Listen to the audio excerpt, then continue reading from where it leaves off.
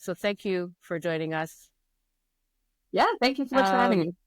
So if you can just start just introducing yourself for those that don't know you, introducing yourself, and then what inspired you to start your business, curious themes, and your journey in the e-commerce industry. Yeah, absolutely. So my name is Elle McCann. I have been listed as a Shopify expert since 2011. I've had a long career in e-commerce, and it all kind of started back in college. I love a lot of watercolor and calligraphy, and so I started as a side hustle in college, creating different wedding invitations and selling that. I had friends at the time that were getting married, and I saw kind of the market of being able to create my art, but be able to sell it a little bit easier than just doing commission pieces. So I really kind of started building out this wedding invitation business. I saw quickly how I could scale it. And this was in 2009. So seeing things starting to come together for online, I built a WordPress site. I should also say that I was currently going to school getting a bachelor's of fine art with a specialist in graphic design and web design. So I was very interested in the online space and excited to jump in. So I started out first with a WordPress site, and I did all the plugins and all these things trying to make it work. And it was frustrating. And then I one day got an ad for Shopify, and this was way at the beginning. It was nowhere near what it is today, but it blew everyone else, in my opinion, out of the water at that point. And so I decided to create a Shopify site for my wedding invitation business, and I just loved it. At that point in my business, I was a couple years in, so I was going to bridal shows across the Southeast in the US and doing different trade shows and things like that as well to market my business. And a lot of people that I was meeting were saying, hey, I love your site. Could you build a site like that for me? So I saw this kind of dual opportunity to also build up a web design agency as well and kind of have two businesses at the same time. And so both just kind of grew at that point. I actually ended up selling the wedding invitation business back in 2015 and found that I was really just, to be honest, I was a little tired of the bridal market. But also it was, I was more excited by e-commerce and building the sites and building it for different industries, having different conversations with different brands, having different goals. So I was really just more interested in building websites. And so I've kind of transitioned to that, and it's been kind of on the same path since then. You kind of rolled into your career, right? Yeah. You probably did not know where you'll be when you started college, right? And yeah, that's where you are, evolving with the industry, with the e-com industry. Yeah, I always have thought that I was going to be an entrepreneur. Since I was a young child, I started a lemonade stand and then would do upsells of, oh, I baked cookies or brownies. Of course, you'd like that with your lemonade. So I always kind of knew that I didn't want to work for someone else, that I wanted to be my own boss. It's always kind of evolved a little bit of what that looks like for me. Well, that's so inspiring. So now that you've been in the business for so long and you've seen it evolve, right? Many trends, probably many types of apps and technologies that came into play throughout these years, and it's been an exciting time this whole period. So what do you see? What excites you now? What's the biggest growth opportunities for e-commerce businesses in 2025 and onwards? Yeah, I think overall it's the conversations and the kind of connections with it all. I think at first everyone was really excited about social media and how you can blast things out and go viral and all of this. And then they found it to be, okay, a social media post that's just constantly buy my product is not going to perform as well. And so seeing how people can tie in more of the human aspect to connecting and showing why people should buy your product and the desire and kind of tying into those touch points, I think is really what's kind of exciting, thinking of how to pitch that in your marketing where it doesn't feel as much as your marketing and you're just providing helpful solutions and really kind of thinking through of the customer journey from that very first ad or social media post that they see to being part of buying your product and being part of a referral program or an affiliate and like continuing that journey to where you've acquired them once, but then they stay with you for their lifetime because they see that added value. Yeah. So the are you implementing these now for also your clients? Are you recommending different personalization aspect that changed in the last year? Yeah, absolutely. I'm focusing a lot. I should also mention that I have my own Shopify store as well. And so I'm implementing a lot on my store as well as client stores, really kind of leaning into content that you can create that adds value. So for my own Shopify store, I've written 2 different children's books, and I'm getting more that come out as well, but kind of thinking through their all kind of focused on early childhood education, but creating content that's different crafts that you can do with your kids or to make learning fun, and how to, teach the ABCs in different ways. And I love to bake. So incorporating baking with your kids and like adding those content pieces in. One of my clients as well sells different jams and conserves. And so instead of just saying, hey, this is great for, your biscuits or whatever it is, but including and producing recipes and showing how you can use the product. So you're kind of making it an exciting part of the journey to where, they're also going to be purchasing multiple products, hopefully, because they want to try out multiple recipes. But it's more kind of keeping the content as kind of part of the conversation of keeping people to come back to your store again and again. Yeah, that is, and a lot of businesses are now struggling with the rising costs of. I love the cup, by the way, Oh, beautiful thank cup. you. The rising cost of customer acquisition, right? There's a lot of recommendations out there. Do more Google Ads, do more Meta, do more this, but it costs a lot, right? To the spend on customer acquisition. So how do you recommend to your clients or things that you faced on tackling these difficult situations of higher cost and still you're building your business? Yeah, I do feel like I have a lot of these conversations where personally back in 2015, 2016, I feel like was the golden age of online advertising where it was just so cheap. At that time, I was acquiring like new leads for like 12 cents a lead. Like now it's like $7. And it's very different.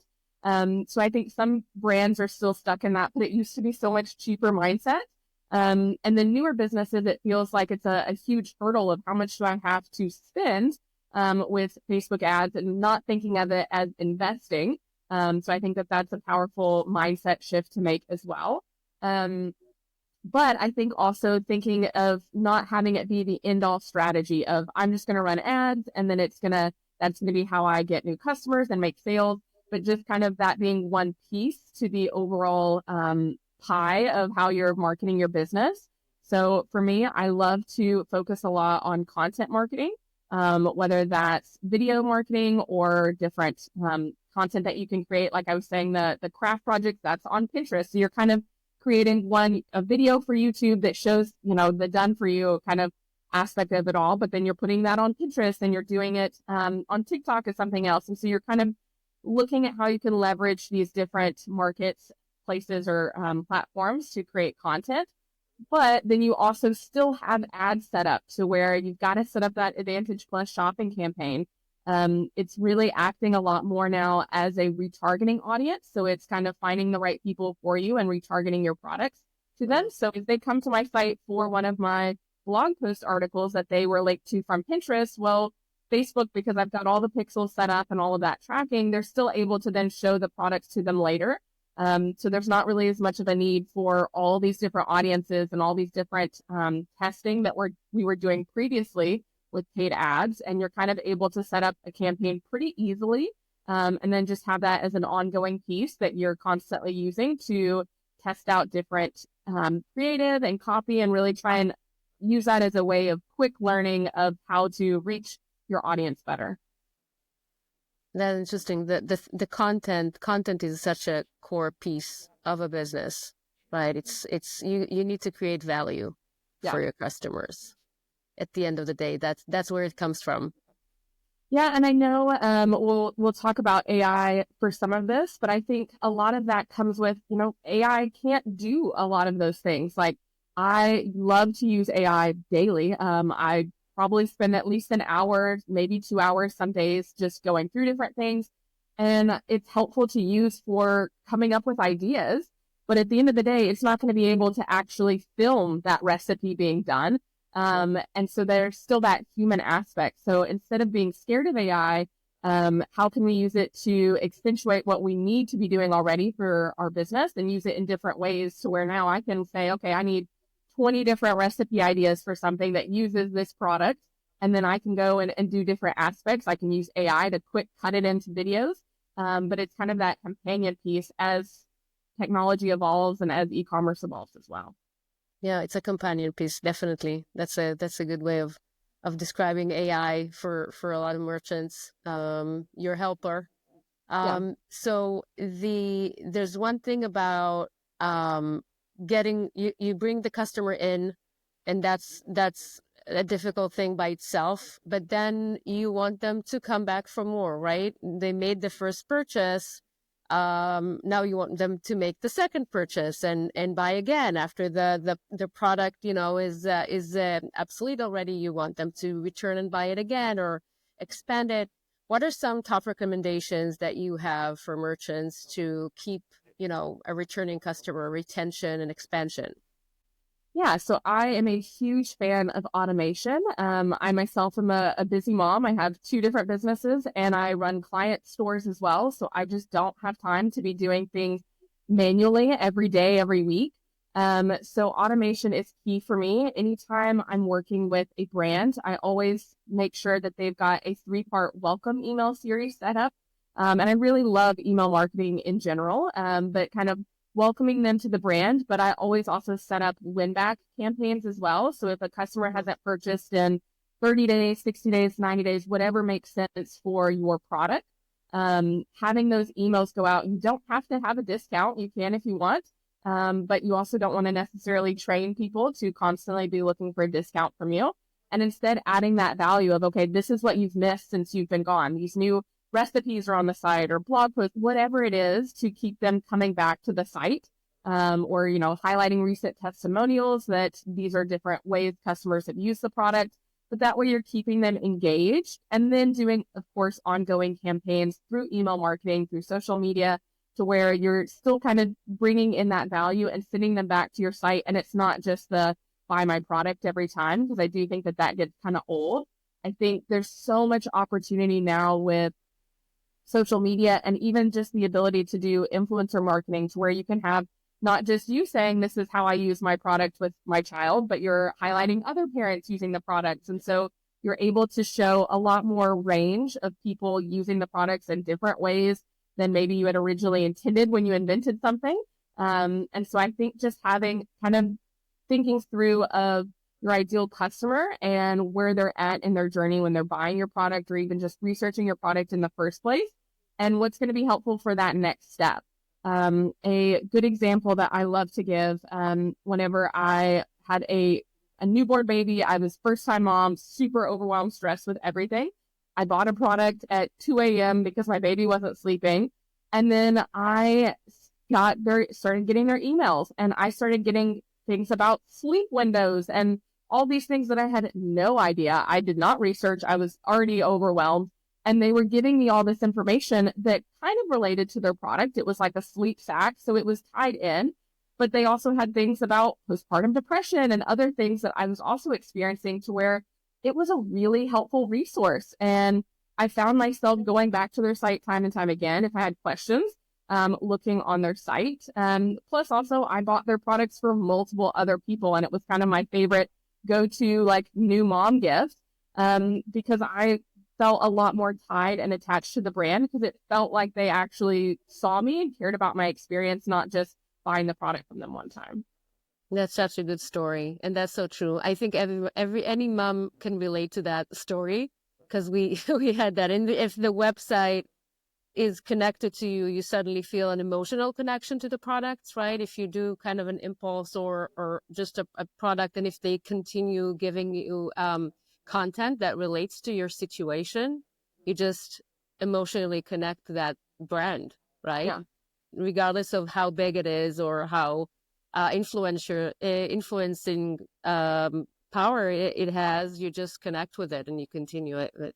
I love it. And buying gifts for others, like once you connect, you buy gifts for others, and that's definitely a retention strategy. Yeah, absolutely. And so, I mean, gift giving for the holidays, but even just year round, people have birthdays. There's other holidays you buy gifts Right. for special events as well. So I think thinking through also that gift approach to your products, if it's applicable, I think is a great kind of avenue to get people to keep engaging, or even having like a loyalty program or a referral program to kind of keep building out your community to be kind of brand ambassadors for you can be really helpful. And I have to mention that the whole reason that I found that product was because of an ad.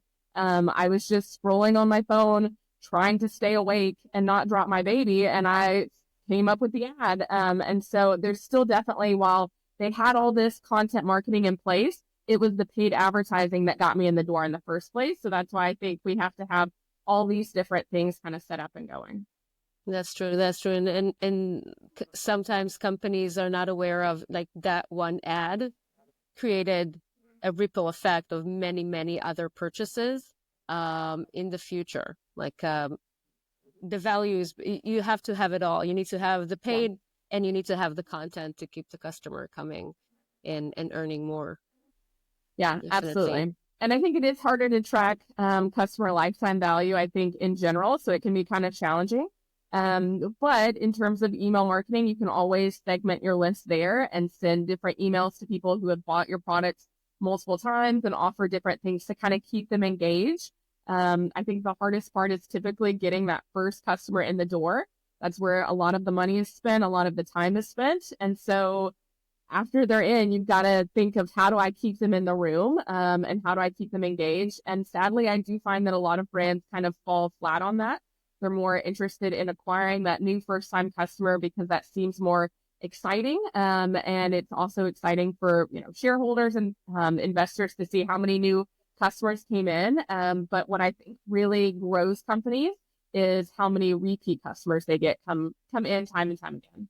Yeah, definitely. And it's now, holiday season, right? We just had Thanksgiving, Black Friday, Cyber Monday. We have Christmas coming, New Year's, and a lot of merchants are investing a lot in these holidays, right? To bring new customers. But what are the things that they should do? You mentioned email marketing and segmentation, a lot of other things. But so that's an opportunity on the holiday season. How can they keep that effect going and really, leverage the new customers for more growth in the next year?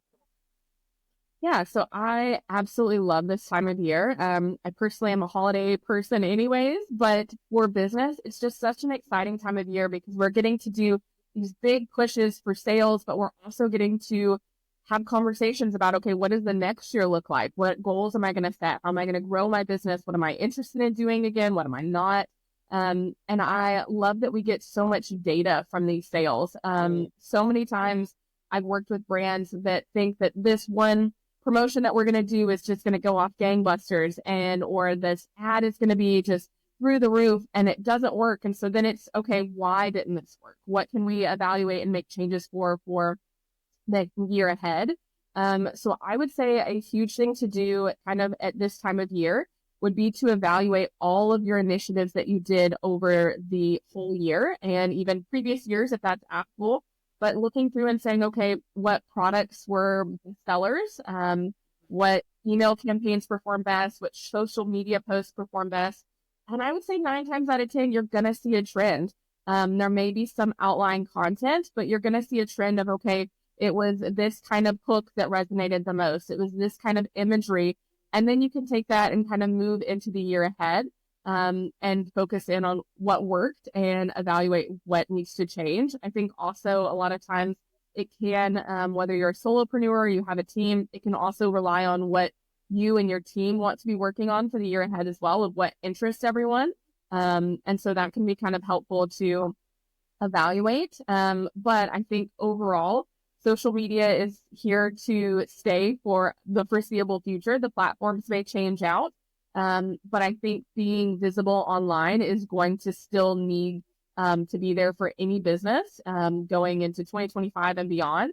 So thinking through of exactly how you want to show up online, I think it's going to be really important. And then that kind of backtracks into, okay, what does that look like behind the scenes of other marketing strategies? I've personally been going into a lot more of SMS marketing and having that kind of direct connection, again, with those kind of ideal, like raving fans, and just fostering that more. So I think once you think through of where you are interested in going as a business, what's working currently for you, then you can kind of go into a little bit more of the strategies. Okay, should we do SMS marketing or email marketing, or maybe we do an influencer campaign this year? But I think it's really the best if you make those decisions based off of the data and not as much of the emotional aspect of it all. Mm-hmm. What you think is working. You have to actually have facts. Yeah.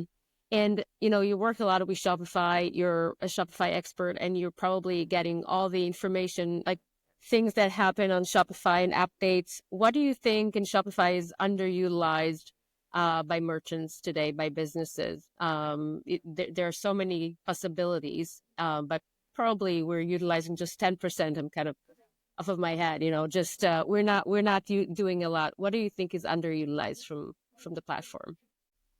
I cannot tell you how shocked I am at so many times that I log into Shopify stores and they've got maybe one sales channel, two sales channels set up. I think that's something that's really important, to where even if you yourself are not on TikTok as a brand, maybe thinking about being on that, but also having your content and your catalog connect in with TikTok Shop. So that way other people, like even if you're not producing the content, other people can tag you and have your products there. And so I think having multiples of those set up, I do not see a lot of people adding in Google and YouTube sales channel, which I think is really important because you can tag on YouTube, but it also then pulls your products in Google shopping feed. And so having these things set up to where it's kind of, you're in a lot of different places with minimal effort. You kind of get it set up one time and then you get it synced and then you're good. You kind of evaluate it once every couple months maybe. But overall, I think it's a huge missed opportunity that a lot of people don't do. I see everyone, it seems like, sets up the Facebook, Instagram one. Very few people set up Pinterest, which I think that a lot of brands are kind of still sleeping on Pinterest even in 2024. And so there's, I think, a lot of opportunity. Obviously, you need to make sure that it connects with your ideal customer and that they're actually going to be using that platform as well. But I think even if you are not creating content on that platform, other people are, and they can tag your products. And so it just makes sense to try and get your things everywhere that it makes sense for your customers. Yeah, and that's definitely important. There are so many opportunities, and if you're doing just one or just two, you're just missing channels, missing sales, right? You're putting even if you have a few sales, your already ROI is higher because you can just connect it. In terms of customer experience in the stores that we're seeing, I see from your videos and your blog, you have a lot of recommendations on how to improve the themes and how to improve, content and the actual experience of the customer once they're in the store and they start browsing. What are some of your let's say, what are some of the mistakes that you're seeing out there, and what are some of the recommendations that you have that can, pretty much cover a lot of the merchants that are listening? Yeah, I think us as entrepreneurs, we get really tied into our business and having everything be a certain way, especially if you created the products yourself, you're really tied to that product and conveying all of the features that it has. But I think a lot of times people talk about the features on their store more than the benefits to the customer. So you're ending up just having this conversation of, my product is great, this is what my product does, instead of saying, this is how this product helps you. So whenever I go to product pages and it's, talking about the material that the product is made out of, okay, cool. That's good to know. in terms of washing it, but I may not even purchase this to even need to know the washing instructions. I want to know, is it soft? Is it going to keep me warm in the cool winter nights or whatever it is that ties in?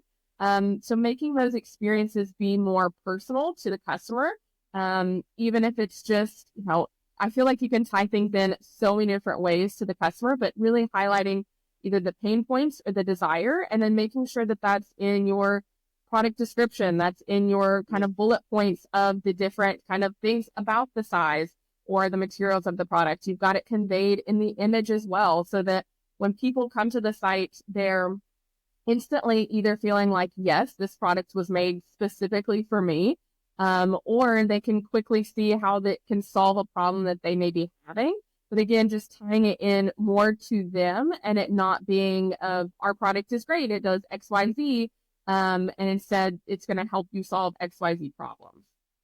Right, showing the value, the value to the customer, and we're seeing it also on the chat a lot. When the chat takes the value, it shows when people ask, "What do you recommend?" or "What is the product?" When it shows the value and not the function, there's a higher probability of a purchase at the end. That's how people work, right? They want to see what's in it for them.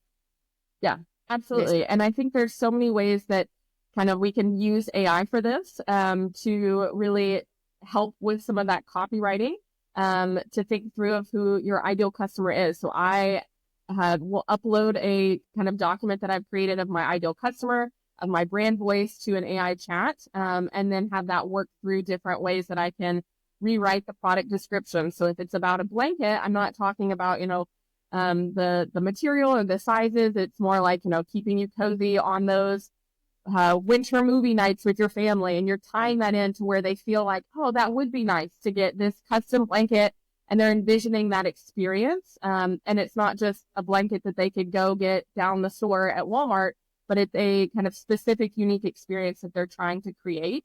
And I think with today's fast-paced world, you kind of have to include that experience everywhere. So when they come to your site, it needs to be conveyed in the product images, so they instantly get it. They don't have to read anything on the site. They can instantly get the benefits from the images. They can get it in the anywhere in the copy on your site, in your social media or your paid ads, to where they understand at every step of the process what the value is for them. Definitely. I agree with that. So, let's talk about technology. We're talking about, AI and how to adopt it in the value proposition. And, I have two questions for that. First, that comes to mind, you work with a lot of small businesses that created their business from a passion, from something that is unique for them. They feel very connected and very emotional about the product. But then they also need to grow, right? They need to grow their business and bring in technology and automation. And sometimes they may feel that it distances them from the product and from what comes from, it's not personal anymore, right? Do you see that in the customers that you work with? And how do they balance that difficulty? Yeah, I think it is definitely challenging. I think growing any business, at a certain point, you're going to have to hire and bring in other people to help you grow that.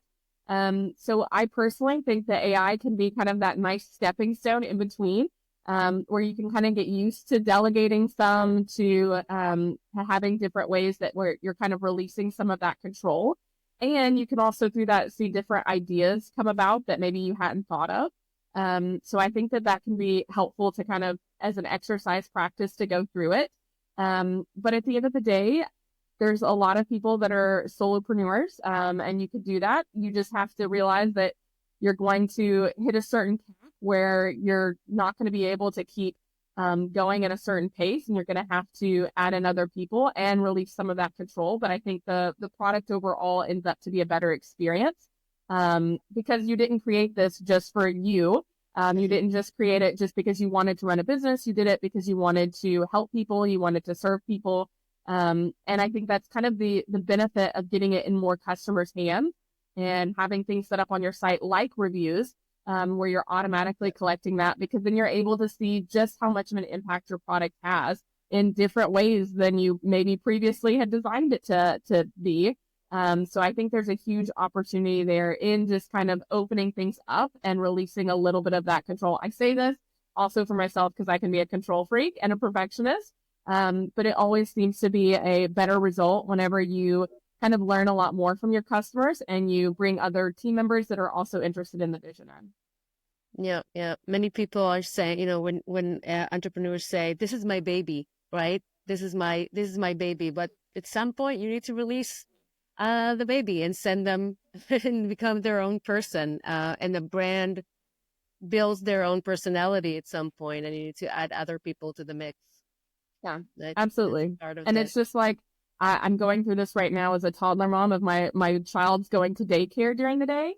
And I'm not seeing every single moment. I'm not seeing all the conversations, but I myself am greatly benefiting from daycare. And it's really nice for my business, for my mental health, having that break. And I think the same as well as like, it's just going to benefit the more people that you can kind of bring on board and the more conversations, and you get a better end product at the end of the day. Right, definitely. So there's a lot of tech stack out there, right? You go into Shopify Marketplace and talk about options, so many options, and it's so confusing because they have ads and everything seems to be very valuable, and also a lot of options for one. You want a reviews option, and you want a shipping automation, a lot of options out there, but you need to now decide what you're putting your time into, right? What are you adopting? What are your recommendation for a merchant that needs to vet different technologies? What's worth their time, investing their time in? Yeah, I think it's an exciting time to be in. As I said before, being on Shopify in 2010, I think was when I launched that store. There was not those like all the apps available. I wanted to add in a personalization where like the couple can write like their information instead of emailing back and forth, and it costs thousands of dollars to get it set up in my theme and build all that out. Because there wasn't that kind of app functionality that I was aware of, at least at the time. And so there's so many options. I think last I checked, like the Shopify App Store has like, I think over 8,000 apps. It's probably grown even more since then. So it can be kind of overwhelming to look at.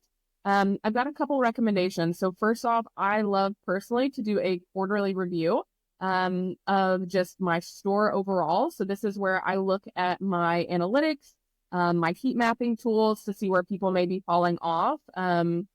As well as my apps to see where, what are we not using as much? What did we think was going to work but didn't? Looking at my email automations and things like that I've got on the back end of how many people are converting from that welcome series or the abandoned cart series. So I think just taking a step back, taking a day. I always block off the last Friday of every quarter. And have kind of a celebration for myself, but also let's review, let's make sure that it aligns with our next quarter's goals and that kind of evaluating for the year what we set as the goals as well. I think also it can be really exciting to see all these apps and see, okay, this competitor's doing this and this competitor's doing this. And so you kind of add things in really quickly. But I find that that's where you kind of will end up at the end of the quarter having like, oh, well, we've got these 7 apps that we've been paying for monthly, but not actually using. And so it can be actually a lot more beneficial, I think, to think through the apps as kind of initiatives. Clearly, there's going to be some functionality that you need. If you have, a customizable product, you need to have an app that can help with that. But I think in terms of the overall apps, thinking of them as strategies. So instead of just being like, okay, we're going to add this referral program app and this loyalty program app and this reviews, and we'll just do them all at the same time. And now we've got all this functionality on our store. Instead, thinking of it as, okay, in Q1, we're going to focus on getting more customer reviews and UGC content. So we're going to set up this reviews app. We're going to dial in the automations for that. And we're going to really push reviews for the first quarter. We're going to add pack-ins for our orders that highlight a review. We're going to add a custom hashtag that we're then prompting everyone to use on social media. And you're making a very deliberate push. So it's not just another app that you're adding to your store and setting up for automations. Again, I love a set it and forget it. But I think having that kind of marketing push for different things like that can be really beneficial. And then you look, okay, that worked well. What do we do for, Q2? Well, if the reviews were really helpful, people really liked it. Maybe now is when we add in a loyalty or referral program. And then that's going to be our main push for the next 3 months. And so you're kind of thinking strategically and adding maybe 1 to 2 core kind of app initiatives per quarter. And even I say 2, but I would really maybe say just 1 so that you're really kind of focused in on your efforts. And I think you also then can get information and scale and kind of, again, make those data-driven decisions. So instead of going to the App Store and seeing all of the options and possibilities, I think just being a little bit more strategic with it and adding in the apps a little bit more slowly and making sure that you've got the team support or that you are going to have the bandwidth to set up everything and really give it a push. Because I hear so many times people say, oh, this didn't work for me, or this app didn't work, or this ad didn't work. Well, how long did you run it? Like, how much did you push it? How many conversations did you have about it to your customers? Did you put things in your orders? And then 9 times out of 10, no. And so it really just wasn't given enough of a chance. Agree. We see that too, of course. We see that the ones that are just pushing, putting in and leaving it behind, get less results. You need to put some time in it. You need to put your personalization in it. And talking about AI, small businesses, it seems to me and to us in the business that AI is for everyone, and you shouldn't be wary of AI and you should adopt it happily because it gives you so much value. But many businesses are wary of AI and don't know how to adopt it. But it's an amazing opportunity for small businesses to compete with bigger businesses, right? That's something that utilizing for their benefit. What practical ways do you see in starting to integrate AI tools in small businesses? Yeah, so I feel like here recently kind of gone down an AI rabbit hole of just all the possibilities that's available. To be honest, I was also kind of pushed away from AI in the very beginning. I have been creating content on YouTube for almost a decade now. And so I have over 300 videos. And at first I was really upset that like AI is being trained on my videos, on my skills and my knowledge. And I was very upset at it for a bit and then realized, okay, there's nothing I can do at this point. I might as well just continue moving forward. There's still that need for people on video, but also the fact of, okay, how can I better use this in my business? So I totally get kind of the frustration and the push. I do think at this point it's here to stay. It's kind of like, maybe I'm dating myself, but whenever cell phones came out and it was like, at first it's like, no one wants to text. Everyone's going to want to call. And it's like, if you push back against the new thing all the time, you're going to get left behind at a certain point. And it's better to be kind of an earlier adopter of things, I think, than to be waiting till it's kind of at the end. So I think with AI, it's really helpful to use it as kind of a second brain, or at least just starting out as kind of a virtual assistant, personal assistant. I've been doing different trainings myself to where they talk about you can name the AI and set different kind of value-based systems to get better results, to where you're giving certain kind of promotions to it at different points. So there's all these different ways that are out there of how people are using it. I love to use it as just kind of thinking through of my prompts. So you can prompt for different things, and a prompt is just kind of what you initially say to the AI. I use a lot of ChatGPT myself. But like I said before, I already have an ideal customer and a brand voice document for myself and for each of my businesses. For my business, for my client businesses, I've created all of this so that in each of these kind of conversations, I'm making sure that we're staying on brand. We've got the ideal customer in mind, but you can prompt also in terms of asking, okay, you are a seasoned marketer that's trying to put forward a new referral program initiative, and you're doing this XYZ, and highlighting those things, and then you get really interesting things back. It's not going to be, okay, now I just take this and run off to the races with it. You're going to need to kind of fine tune that with yourself, but it's a great way to get those initial ideas flowing where you're not just staring at a blank document. You can brainstorm email campaigns to use for the next year or social media things. You're still having to go in and fine tune that, add your own touch to it. But for the ideation phase, it is just really, really fast. And you then read some of those and you're like, that's silly. I'm not going to do that. But then it makes other ideas come up. And so I think it can be such a helpful tool that really any small business owner needs to be using to just make their workflow easier and come up with other interesting ideas that maybe they wouldn't have thought of originally. So there's AI for the work that is being done behind the scenes, right? For the merchants that you just mentioned of doing brainstorm to brainstorm to bring ideas, and there's also a lot of apps that are AI based, right, to improve your work as a merchant for customer facing.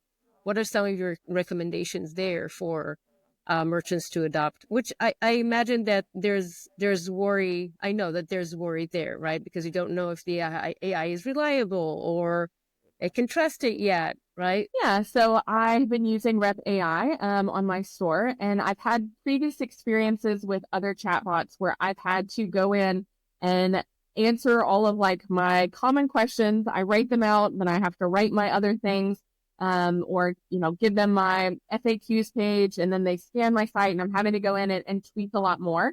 So I love how Rep AI does all that for you, and it's a really quick installation process.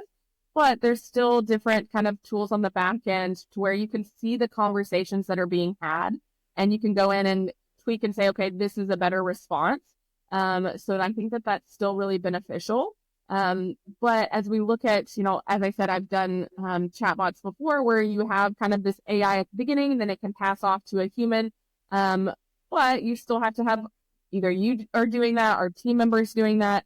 And I felt like 9 times out of 10, it wasn't the best use of time, where that time could be used for creating content or other things, and not doing all of the kind of chat on the site.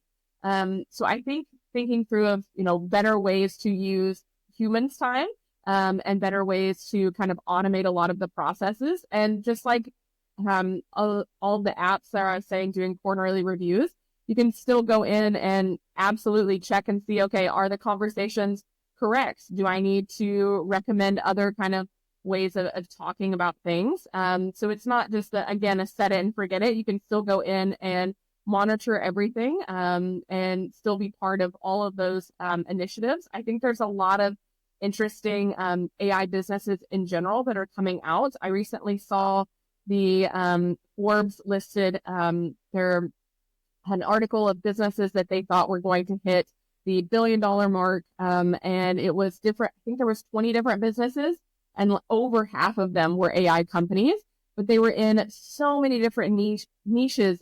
This one's an AI company, but it's for lawyers doing different claims and things like that. And there was another one in healthcare, and there's so many different things. I think we're kind of seeing a golden age of AI where everything's just moving at warp speed. And Shopify themselves have integrated a lot of AI. They have a chat support as well as AI magic, where you can go in and quickly edit your descriptions and customize your photos and things like that. So there's so many tools being integrated. And I think at this point, we're going to start seeing AI integrated into a lot of platforms and tools and other apps as well. So I think it's an exciting time to be here and kind of still kind of keep your pulse on everything as well. Definitely agree with that. And also data. I think data and AI is becoming a big thing, to not just look at your data, but actually push it into AI and let it bring you the insights back. Yeah. Right. For a Yeah, lot absolutely. of merchants. Yeah. I did this recently with different brands of like looking at recent reviews, and then figuring out what's the common 3 threads, and then using that to then create the ads. So you're just using it as a way to power a lot of information, where if I had to pay someone to do that, that would be a couple hours of work of reading everything, of making notes, of tallying. and it was able to do it in seconds. And then I'm able to use that data and that insight to then create ads and social media posts that talk about those top three trends that kind of kept coming up again and again. Amazing. And do you use Shopify Magic? Do you use the native Shopify AI tools? Yeah, so I use for descriptions, I do use ChatGPT. I'm kind of a lot more into that, but I do use it for photo editing inside of Photoshop. I feel a bit conflicted sometimes because I still have all of the nice Adobe suite of programs, and I am trained through graphic design degree on using all of these things. But using things like Shopify's built-in photo editing tools or Canva, I mean, it is so much faster to click a button, remove the background, and it's like, okay, I know how to do this, but I don't need to be doing this anymore. It does a pretty good job, and it can change out the images really fast, or using different kind of stock photography sites that you can put your product in as well. Again, it's really helpful to move with the times and use the technology to serve your business instead of feeling like you have to be doing everything yourself. Just because you know how to doesn't mean you have to still be doing it. Yeah, saves you a ton of time, definitely. Great. So it was so insightful. Thank you so much, Elle, for your time. And if you can tell us, if people are looking for your insights, your content, you have so much of it and being great content, where can they find you? Yeah, so you can go to curiousthemes.com, or my YouTube is Curious Themes. Those are kind of the two places where I am the most active, sharing different tutorials, strategies for launching your store and growing it to whatever place you want to be. There's different strategies for kind of how you see your business going, kind of the sky's the limit, and just having different strategies that I have in the videos and content on my site to get you to that place. Thank you so much for your time again. Thank you. Oh, thank you so much for having me. Bye-bye.